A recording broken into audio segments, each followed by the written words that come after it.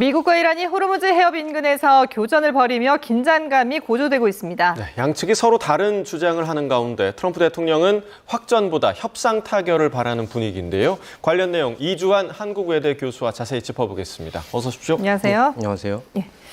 자, 호르무즈 해협에서 교전이 벌어졌는데 미국과 이란이 서로 상대방 탓이다라고 떠넘기고 있거든요. 지금 상황은 어떻게 봐야 될까요?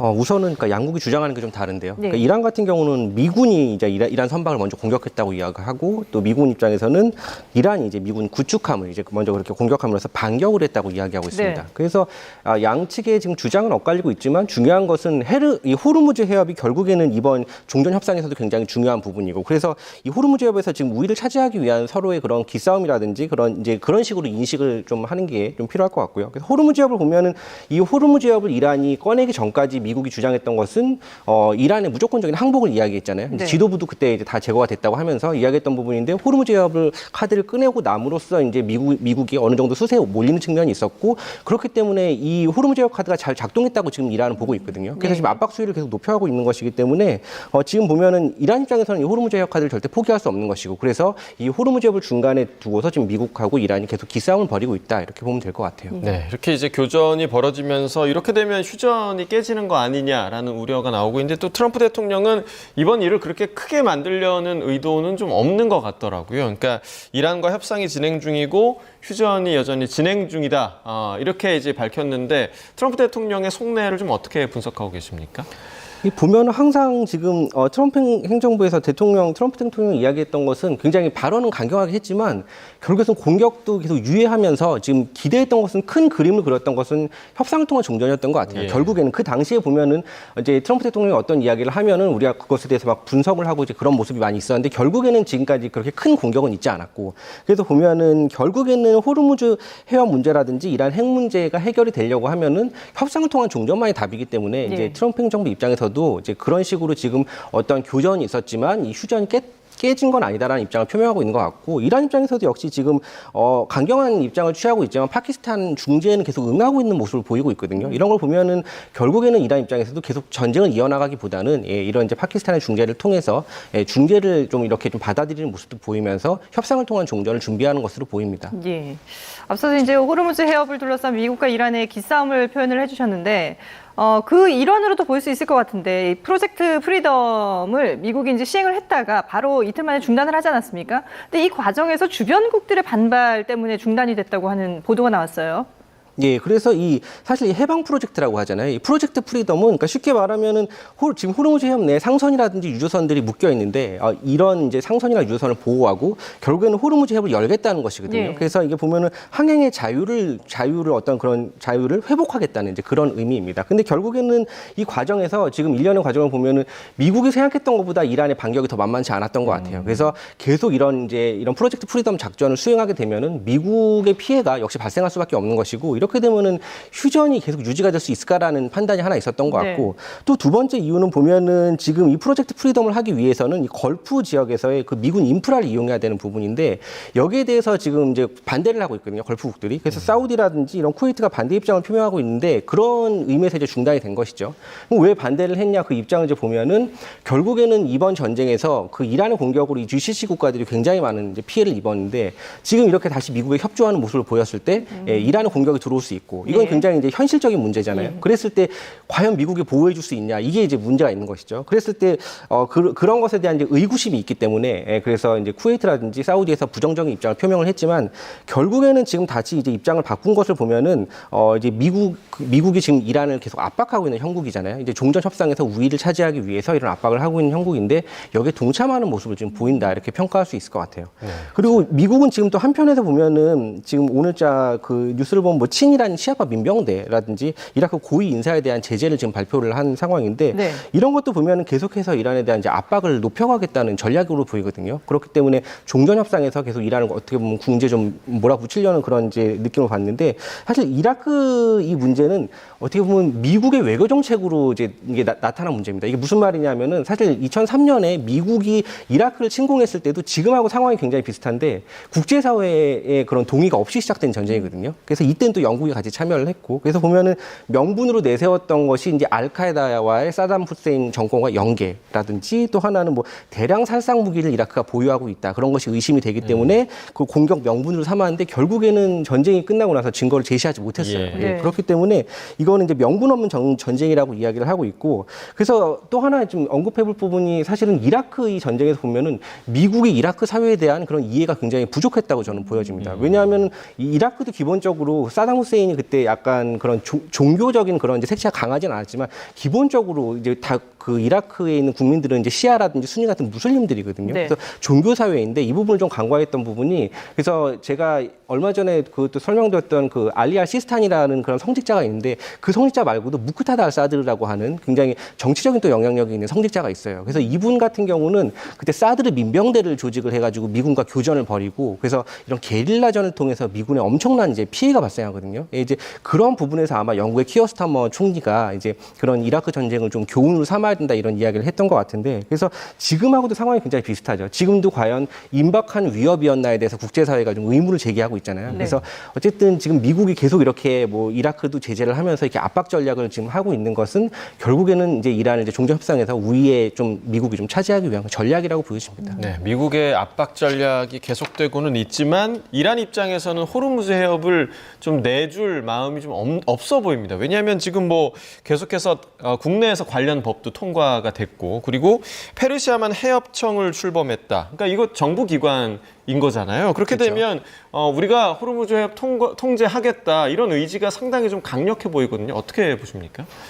저는 이걸 좀 이렇게 보는데 이제 호르무즈 해협 카드를 꺼내면서 이게 굉장히 잘 작동을 했다고 이란이 지금 판단을 하고 있을 것 같아요. 예. 그래서 그렇기 때문에 뭐 국제 유가가 올라가고 트럼프 행정부의 지지율이 떨어진다든지 뭐 세계 경제에 타격을 주고 이런 것들이 그래서 지금 그리고 국제 사회에서 지금 이 트럼프 행정부의 그런 이제 요청에 응하지 않는 것, 호르무즈 해협을 같이 좀 어떻게 대응해 보자고 이것도 사실 그런 명분이라든지 의무를 제기하고 있고 이렇기 때문에 계속해서 이 호르무즈 해협 카드를 이용하는데 압박 수위를 전 높여가고 있다고 보거든요. 네. 첫 번째 했던 것은 그냥 봉쇄, 그리고 두 번째는 통행료 이야기가 나오고 예. 지금 또 이야기가 나오면 통제권 이야기까지 나오면서 이제 거기 뭐 청을 설치를 하고 이제 예. 그런 식으로 계속해서 압박 수위를 이제 높여가고 있는 것이죠. 예.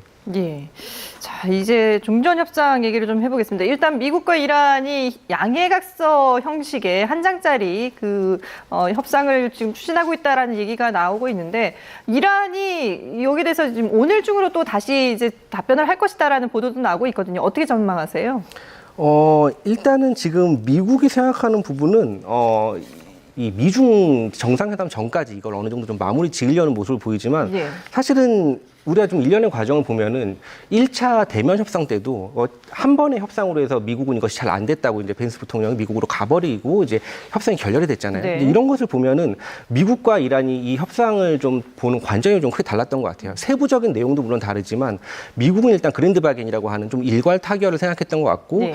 이란은 사실은 그때도 이야기했던 것이 후속 협상을 계속 이제 그렇죠. 한다고 이야기를 했잖아요. 근데 미국이 거기에 응하지 않았고. 근데 지금 결국에는 보면은 이란이 이야기하는 대로 지금 계속해서 일단 종전을 먼저 하고 그 이후에 협상을 이어가자는 이란의 그런 이제 입장이 어느 정도 관철이 된 것으로 보이거든요. 이제 이런 면에서 보면은 이제 이란의 이게 협상 스타일입니다. 처음에는 좀 약간 무리한 요구를 하고 이제 호르무즈 해협도 마찬가지거든요. 이렇게 좀 약간 미국이 받아들일 수 없는 이제 그런 제안을 한 다음에 이제 약간 간격을 좁혀나가는 이제 형국이고 그래서 지금 보면은 일단은 이란이 원하는 대로 일단 그런 식으로 지금 이 협상이 진행은 될 것 같아요. 그래서 일단은 종전 이후에 세부적인 사항을 좀 논의해 보는 것인데 이것이 과연 미중 정상회담 전에 타결이 될까는 사실은 좀 미지수입니다. 이거는 이란이 어떤 스탠스를 가지고 있느냐인데 이란은 사실은 좀 더 시간을 보면서 이걸 검토하고 좀 조율을 해 나간다는 입장이거든요. 그런 면에서 봤을 때는 조금의 시간의 차이는 있다고 보여집니다. 예, 당장 뭐 미중 정상회담 다음 주기 때문에 사실 말씀하신 대로 그 안에 이런 세부적인 사안들이 좀 협의가 되긴 어려워 보이고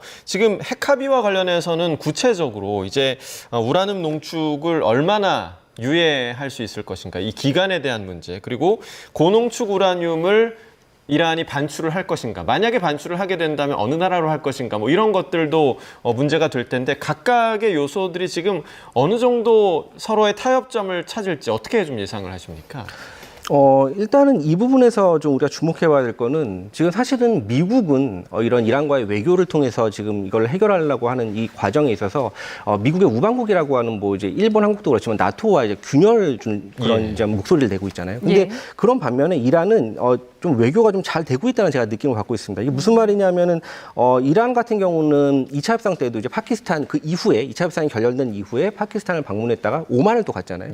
오만을 갔다가 다시 또 뭐 러시아도 가고 지금도 최근에 보면은 중국을 또 방문합니다. 이런 것들이 보면은 굉장히 이게 유기적으로 연결이 돼 있어요. 예를 들면 오만을 방문한 것은 당연히 호르무즈 해협 문제를 논의를 했을 것이고 러시아를 방문했을 때는 이제 핵 문제가 걸려 있잖아요. 근데 아마도 이런 고노축 우라늄의 반출 문제와 관련된 논의가 어느 정도 있었을 것이라고 봅니다. 그래서 이거를 미국으로 100% 빼는 것은 이란도 굉장히 좀 모양새가 좋지 않기 때문에 특히 이란 같은 경우는 체면이 또 굉장히 중요한 나라이거든요. 그렇기 때문에 이 부분을 어떻게 해결할지 러시아와 좀 의논이 있었을 것 같고 이번에 중국을 방문한 것도 이제 같은 맥락이라고 봅니다. 그래서 이제 종전 협상에서 이란이 어떤 레드라인이 있는데 이런 것을 좀 제시하지 않았을까. 그래서 이것을 위해서 중국이 좀 역할을 좀 해달라. 그런 걸 좀 요청했을 것으로 보이고 그래서 보면은 지금 이란 같은 경우는 이렇게 일련의 과정을 통해서 어떻게 보면은 이란의 외교력을 좀 보여주고 있는 거라고 생각을 해요. 그래서 지금 앞으로 이제 있을 이런 종전 협상에서 좀 우위를 차지하기 위한 전략 그리고 주변국들을 좀 같이 끌어들여서 이 문제를 같이 좀 해결을 해보려는 전략이 좀 잘 작동하고 있지 않나 이렇게 보여집니다. 말씀하신 것처럼 이란은 이제 주변국들의 도움을 좀 협조를 요청을 하면서 이번 협상을 좀 잘 이끌어 나가보려고 하고 있는데 이란 최고 지도자 군사 고문이 이런 얘기를 했다고 해요. 미국의 협상안이 너무 이게 비현실적이다. 그러니까 이란으로서는 도저히 받아들일 수 없는 그런 안들이다. 이런 얘기가 되겠죠. 예, 그래서 보면은 지금 미국이 일단 이야기하고 있는 큰 이제 줄기는 이제 고농축 우라늄을 100% 이란 이제 미국으로 반출해야 된다는 것이랑 또 그런 우라늄 농축을 중단해야 되는 문제에서도 지금 양측이 어느 정도 조율을 좀 하고 있는 것 같아요. 그래서 이거와 또 연결되는 게 결국에는 이제 그런 이란의 그런 경제 문제가 또 연결돼 있고 그렇기 때문에 지금 어느 정도 미국의 그런 요구를 이란 입장에서 한 100% 수용하기 좀 어렵다고 보는 것인 것 같습니다. 그래서 어느 정도 양측이 좀 조율을 해야 되는 좀 부분이 있는 것 같고 그래서 이란 입장에서는 이것을 좀 급하게 협상을 하진 않겠다는 것이거든요. 그래서 어떤 또 이런 관점에서 보면 어떤 전문가분은 뭐 이것이 이란이 지금 현재 호르무즈 해협이 지금 역봉쇄에 당하고 있잖아요. 미국에 의해서. 그래서 이란이 굉장히 뭐 지금 얼마 못 버틸 거라고 보는 물론 시각도 있던데 저는 약간 관점이 다른 게 이란이 섬나라가 아니거든요. 이게 무슨 말이냐면 7개 국하고 국경을 접하고 있습니다. 그래서 사실은 이제 저도 이란에서 유학 생활할 때 보면은 버스 타고 튀르키예 이스탄불까지 갈 수 있는 나라입니다. 이란이. 그래서 튀르키예부터 뭐 이라크도 있고 위쪽에는 아제르바이잔, 아르메니아, 또 뭐 투르크메니스탄 그리고 동쪽에는 파키스탄과 또 아프가니스탄 같은 나라들이 다 이게 있거든요. 그렇기 때문에 얼마든지 생필품 같은 것이 완전히 이제 들어오지 못하는 구조는 아니고 이제 그렇기 때문에 이란은 그러니까 우리가 뭐 전문가들이 이렇게 많이 이야기를 하지만 물론 지금 굉장히 경제 상황이 어렵지만 단기간에 저는 무너질 것이라고는 보지 않고 그런 의미에서 이란은 시간을 어느 정도 가지면서 좀 이 문제를 보려고 하는 그런 이제 스탠스를 취하고 있다 이렇게 평가할 수 있습니다. 그러니까 실제로 그 미 정보 당국에서 분석한 게 이제 이란이 서너 달 정도는 버틸 수 있다 이런 보도도 나왔는데 그게 지금 말씀하신 육로를 통한 그런 생필품의 보급 이런 환경들 때문에 가능한 건가요? 어떻게 보십니까? 저는 그게 우리가 고려해야 되는 부분이라고 봐요. 지금 워낙 호르무즈에 우리가 초점을 맞추고 있기 때문에 그 부분만 봉쇄하면 이란이 뭐 당장 무너질 것 같이 생각하지만 이란은 그렇게 이제 섬나라가 아니거든요. 그래서 주변에 굉장히 많은 나라 국경을 접하고 있고 또 그 나라들이 이란과 관계가 좋은 나라도 있고 또 그렇지 않은 나라도 있고 하지만 그래서 그런 이제 육로를 이용한 어떤 생필품의 보급이라든지 이런 걸 충분히 저는 이어질 수 있다 이렇게 평가할 수 있죠. 이런 가운데 이제 페제스키안 이란 대통령이 하메네이 그 최고 지도자와 2시간 반 이상 이제 면담을 했다라고 전해지고 있거든요. 그 직접 밝혔는데 어떤 내용인지는 밝히지 않았거든요. 근데 여기서 혹시 뭐 이런 협상과 관련된 얘기들도 당연히 언급이 됐겠죠.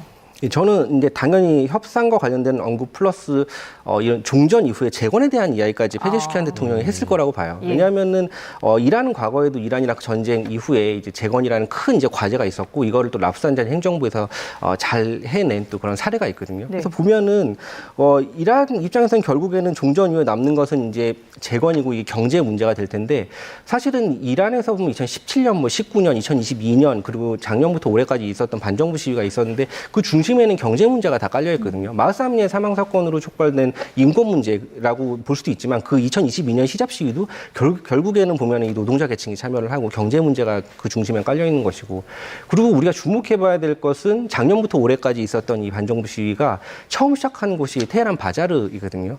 이 바자리들은 상인들이라고 하는데 이란 이슬람 혁명에서 성직자와 같이 중심적인 역할을 했던 세력이 상인들이거든요.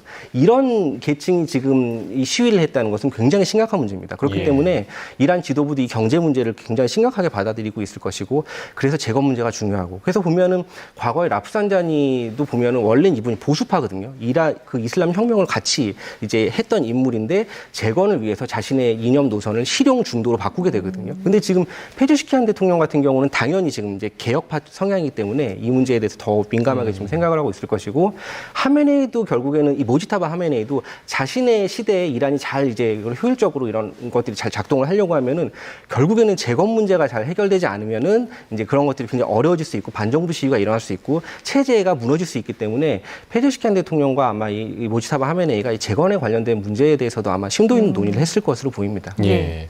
자, 이번에는 이제 나무호 얘기도 해보겠습니다. 이 두바이항에 오늘 도착을 해서 이제 정부 조사가 진행될 예정인데 지금 이 나무호와 관련해서 이란 국영방송에서 얘기하는 것과 이란 정부 측에서 얘기하는 게 조금 다른 것 같아요. 이게 왜 이런 현상이 좀 벌어지는 걸까요?